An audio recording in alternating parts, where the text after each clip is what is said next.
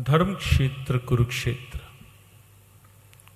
निश्चित जो गीता जी का प्रथम शब्द है, भले ही एक ऐसे पात्र के द्वारा कहा गया है जो पात्र बाहर की दृष्टि से भी वंचित है, लेकिन विडंबना यह है कि बाहर की दृष्टि से वंचित होने के साथ साथ वो भीतर की दृष्टि जो ज्ञान चक्षुषा जिसे गीता ने कहा उस दृष्टि से भी वंचित है, विचार की दृष्टि भी बंद है, विवेक दृष्टि पूरी तरह बंद है, मोह और अज्ञान के आवरणों से आच्छादित है।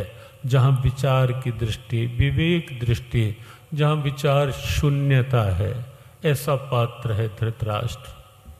जहाँ विवेक शून्यता है, विवेक नाम की कोई स्थिति ही नहीं है, जहाँ ऐसा पात्र है गीता का जो प्रथम श्लोक जिस पात्र के द्वारा कहा गया वो पात्र धृतराष्ट्र। बिल्कुल विचार की शून्यता है, वहाँ किसी बात के लिए कोई विवेक नहीं, कोई विचार नहीं, विवेक की दृष्टि बंद। बाहर की दृष्टि का अपना महत्व है, निश्चित है, निसंदेह है। भगवान की कृपा का उपहार है यह भी कि आँख, ये दृष्टि, इसके द्वारा हम देख पा रहे हैं विश्व क्या है, विश्व का रंग रूप क्या है।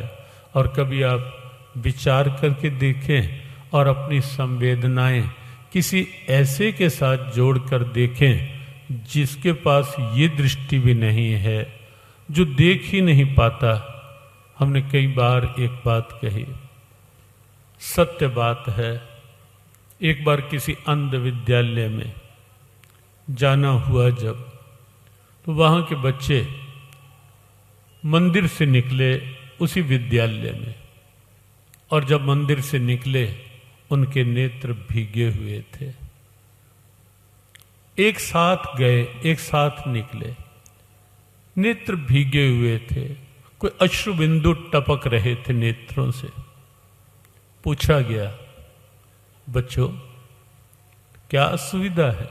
कहा कोई नहीं, सब भोजन, आवास, वस्त्र इत्यादि या आगे बढ़ने के कोई साधन, कहा सब अच्छे से प्राप्त है, यहाँ कोई कमी नहीं, कोई कठिनाई नहीं। तब नेत्रों से टपके इन अश्रु बिंदुओं का कारण, ये आंखें भीगी क्यों? तब उन बच्चों ने जब कहा, वो वस्तुतः उनके शब्द और शब्दों के पीछे उनका भाव हृदय स्पर्शी था। उन्होंने कहा, आज हम मंदिर में भगवान के पास बैठे थे और सब ने मिलकर भगवान से एक प्रार्थना की थी, क्या दुनिया बनाने वाले अधिक नहीं, एक बार तो हमें भी आंख दे दे, हम एक बार देख तो पाएं कि तेरी बनाई इस दुनिया का रंग क्या है, तेरी इस बनाई दुनिया का रूप क्या है। हम देख ही नहीं पा रहे।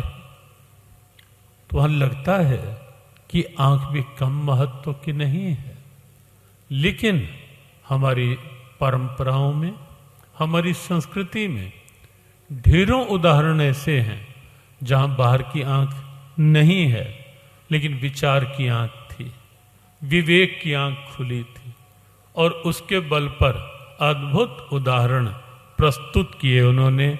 इस मनुष्य जीवन में आंख ना होने पर धृतराष्ट्र ऐसा पात्र है जहां बाहर की आंख भी नहीं, अंदर की आंख भी नहीं, और इसीलिए जीवन भर वो कहीं न कहीं विवेक शून्यता और उससे उपजी संकीर्णताओं में सिमटा रह गया वो पात्र। कहीं मोह की संकीर्णता, कहीं पक्षपात की संकीर्णता, बस केवल मैं और मेरे तक सिमटी हुई सोच, उससे आगे कभी बढ़ ही नहीं पाया। यहां तक ये उस संकीर्णता का ही तो परिणाम है ना। अपने बच्चे कुमारगामी हैं, केवल कुमारगामी ही नहीं, अन्याय, अधर्म, अनीति, अराजकता, अत्याचार सब कुछ चरम पर है उनके जीवन में, लेकिन तो भी ये पात्र उन पुत्रों की आसक्ति में उलझा रहता है, जबकि पता है कि छोटे भाई के पुत्र, पांडु के पुत्र,